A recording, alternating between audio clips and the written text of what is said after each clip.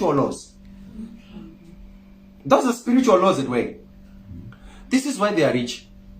This is why you can afford to go and pay $50 US, $100 US to attend an Akon show. When you know very well that Japres or Nkiji can even sing better than them. Yeah. But you still pay $100 US to attend their program. Why? Because those guys, they don't talk poverty. And what they talk is what they attract. Have you ever seen how African musicians sing? They sing poverty. They sing very good songs, very good lyrics, well organized lyrics, but their lyrics are talking poverty. Have you ever heard them singing?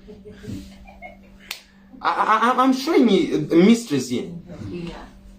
Even in English, there is a saying that says money marries money. Okay. Money marries money. Money marries money. This is why the children of the kings, the daughters and the sons of the palace, they don't marry paupers and nobodies. They marry people of status, people of class. They marry each other in their royal lines, right? This is why even the people that work in palaces, during the old days, they were all eunuchs, right? They made sure that they castrated all the men, to ensure that even if the man is to be attracted to the daughter of the king, or even if the daughter of the king is to be attracted to the servant, there was never going to be a way he was going to be able to be impregnated. So to make sure they don't cross-pollinate and defile the royal seed, they will make sure that all the male servants in the palace are eunuchs. Did you know that history? This is why even Nehemiah, those guys, they were eunuchs. They were castrated, right? Now that's strange for you, my friend. No, such a life was no good. I cannot say, they're saying money marries what? Money. Now how do the rich talk? They have a certain language. You might lie. You might go among them and lie that you are loaded, but your speech will sell you. Because there's a way poor people talk, which rich people don't talk. Are you with me? The poor have a certain language. The rich have a certain language. Money marries money. Ask your neighbor, how do you talk? How do you talk? How do you talk? How do you talk? It's very easy to know where you come from. Do you know that the rich have no respect for figures? Now this is strange now for you. The rich have no respect for figures. A rich man is not afraid of numbers. It is only the poor who says, oh, the thing is costing 200. Wow, it's expensive. It's expensive. Have you ever seen the rich doing their shopping sometimes? A lot of times they don't look at the price. They just take what they want. Then they just pay at the till. You see a poor man by the calculator. They look at the price. They look at their pockets. They put 4 things, sugar, rice. Then they start calculating whether in their minds, and sometimes even with their phones. They are not... Praise God. Let me leave the poor alone. I still remember hearing Pastor Chris talking one time. You know, there is this Indian guy who made a shirt for himself of pure gold. And the shirt costed 250,000 United States dollars. The shirt. Just the shirt. It was made of pure gold. And Pastor Chris was talking and he's saying, you are going to begin to hear people criticizing that man, saying he's wasting money. How can you make a shirt of $250,000? And Pastor Chris said, 250,000 is not even much money. It's not a lot of money. But the problem is, many of the people that will comment are poor. And the poor will never let that man rest. They will say, he should take care of the poor. He should give to orphans and widows. Yet the man gives to charity. Yet the man is paying fees for the orphans already. He is helping more poor people than the poor people that are in your contact book. But you are still saying, you should help more. You should. And Pastor Chris just said, if you need to be rich, make sure you stop respecting figures. Don't be stopped from achieving anything in this life by the amount, by the number of figures. Even if it's $1 million, just know that God is bigger than $1 million. If your God is bigger than $1 million, if your God is more than $1 million, just say, Father, I need $1 million. And I receive $1 million from you. I heard recently Prophet Angel saying, God has 1 billion ways to bring $1 billion to you. Praise God. He has 1 billion ways to bring what? $1 billion to you. Billion ways to bring $1 billion to me. So how can I be broke, my friends? Okay, Job 22:28. Now I want to finish now. It says, thou shalt also decree a thing, and it shall be established unto thee. And the light shall shine upon thy ways. Verse 29. When men are cast down, then you shall say, there is lifting up. When men are cast down, then you shall say, there is lifting up. So the reason why you are going down whilst everyone else is going down is because you are talking that we are all going down, the economy is going down. Your talk is your destiny. Your talk is your future. Your words are your tomorrow. So learn to say what you want, not what is being forced on you. Are you with me? Tell your neighbor, I will not accept everything. Life will not give you what you want. Life gives you what you demand from it. Learn to speak big words. Talk big. Talk big. Talk big. The difference between Jesus and everybody else was his ability to talk words. In John chapter number 7, they were very angry at him. They wanted to arrest him. Did you ever read the story? They sent police officers to arrest Jesus. Now the problem they made is that the police officers arrived whilst he was still talking. He was in the middle of a sermon. And the police officers, they said, let's just listen to his course. Let's let him finish preaching. Then we'll arrest him afterwards. So they made the mistake of letting him talk whilst they wanted to arrest him. After the sermon was over, they forgot they came to arrest him. So they left the service happy. This is a verse in your Bible, John 7, you read it. So they left him and they went back to the Pharisees without Jesus. When the Pharisees saw them, they said, where is Jesus? Why did you not arrest him? They said, oh, we are sorry. No man ever spoke like him. If you heard him speaking today, you're not going to arrest him. The Pharisees were so angry at Jesus and so angry at the officer, but the officer just said, no man ever spoke like that man. If you hear him speak, you will not arrest him. You are planning on arresting him because you are not hearing him talking. I still remember when he preached a very hard sermon. He said, you should eat my flesh and drink my blood. You still remember that sermon? Many people left. When he turned to his disciples, he said to the disciples, will you also leave me? Peter looked at him, John 6:65.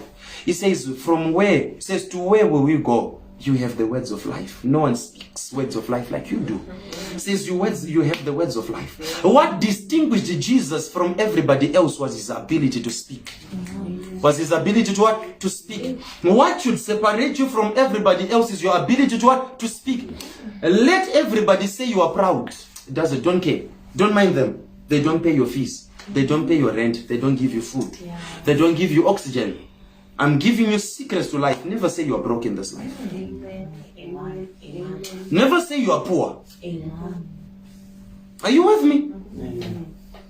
Never say I don't know how I'll come out. Never say there is no way out for me. No, didn't you read it? Didn't you read it? It says God is faithful. He will always make a way of escape for you. I was studying the Bible today. In the book of Hebrews. I still remember as I was studying it, I got to a point that I just threw it on the floor. And I stood up. And when I stood up, I then sat down and I just lay down. You're not hearing the responses. Because I found something in the Bible that I'd never seen before. I found a verse that said, He obtained eternal redemption for us.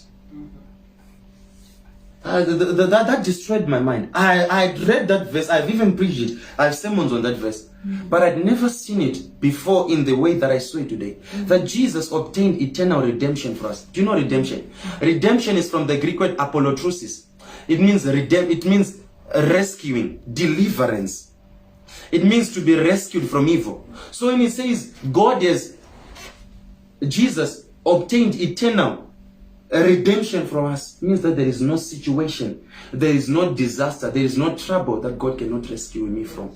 Even if I get into disaster by my own mistakes, there is a guarantee that He will rescue me. No matter how many times I make foolish decisions and fall into ditches and fall into lions' dens, He will just come to rescue me. There is something, my God.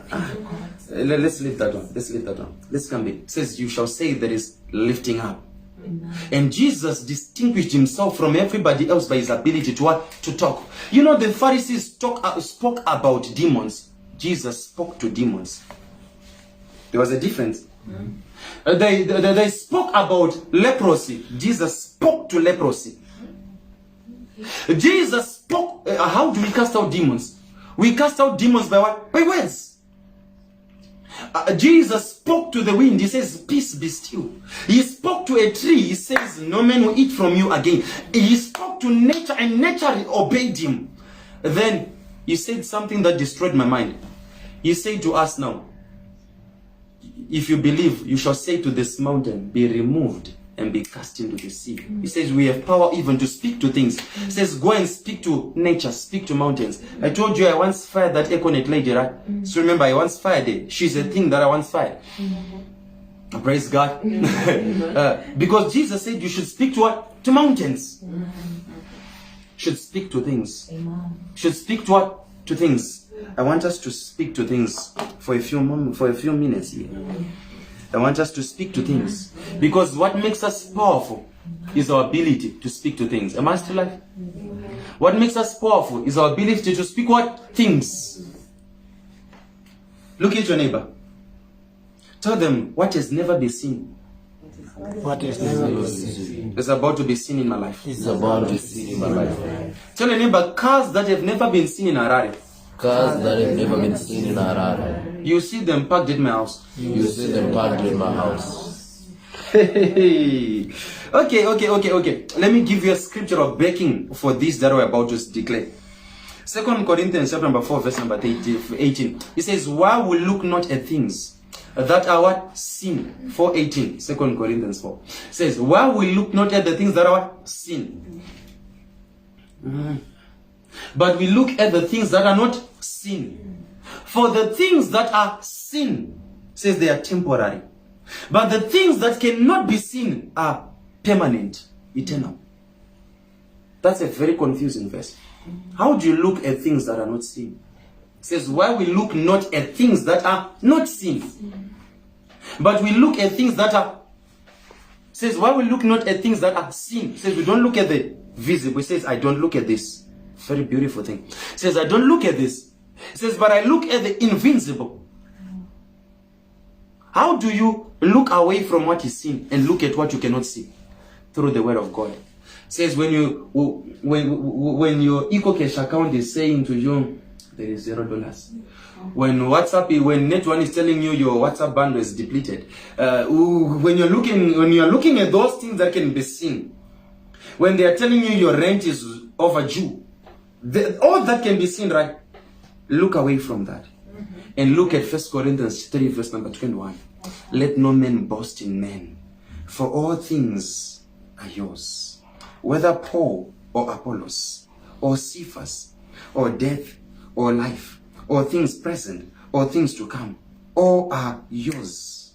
And you are Christ, and Christ is God's. So I look not at the things that are seen. What are the things that are seen? That I'm owing you $50. That can be seen. That I'm owing my landlord $100 that can be seen. I look away from that. And the Bible says, look at this, that all things are yours. All things are yours. And when I look at the things that are mine, I'm looking at the Bible. The Bible is telling me all things are mine. When I look at that, what do I do? Hebrews. He says, before we go to Hebrews, Abraham was told by God. It says, according as it is written,